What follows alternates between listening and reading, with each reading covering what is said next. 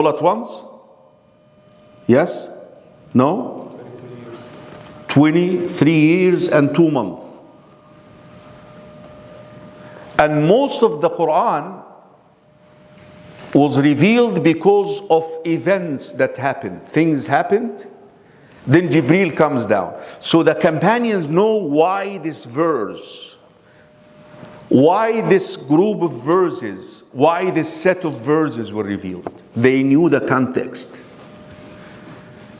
That is why you will have someone like Abdullah ibn Mas'ud, someone the Prophet ﷺ actually advised us to learn the Quran from him. He said, خُذُوا الْقُرْآنَ مِنْ أَرْبَعٍ, learn the Quran from 4. The first on that list is Abdullah ibn Mas'ud.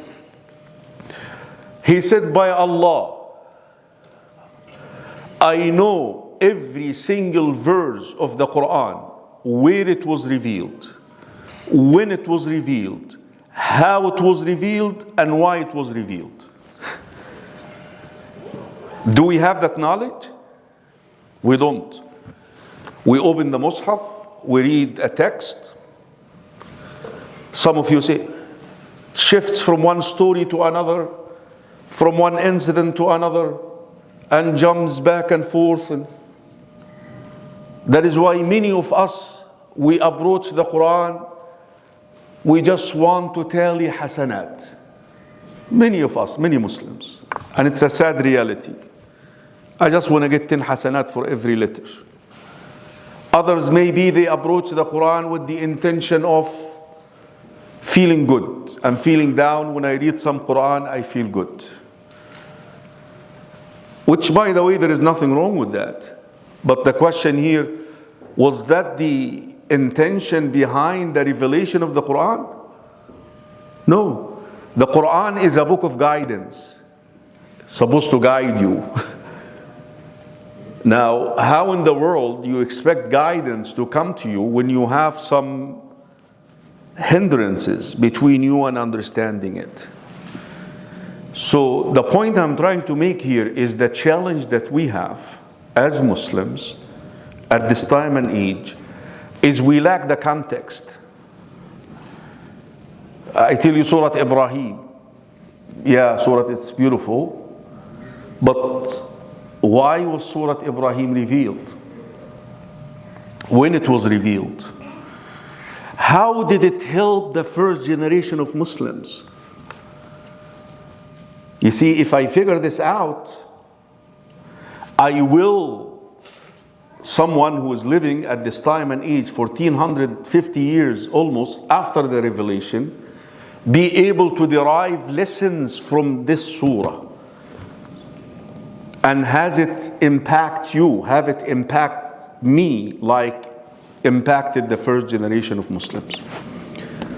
طيب, most of the scholars, if not all of them, they mention these 6 surahs were revealed after the year of sorrow. Do we know what the year of sorrow is? Amul Huzn. Have you ever come across a year in the life of the Prophet ﷺ which the writers of biography of Siyar, they said this is the year of sorrow, the year of grief. What year was that? And what happened in this year? Okay, the year that Khadija died, radiallahu anha, and who else died? Abu Talib. With the death of Khadija, the Prophet ﷺ lost his homey kind of environment, the internal comfort. Khadija was a comfort to Rasulullah ﷺ. And with the death of Abu Talib, what happened? Although he was not a Muslim, he lost what? The protection.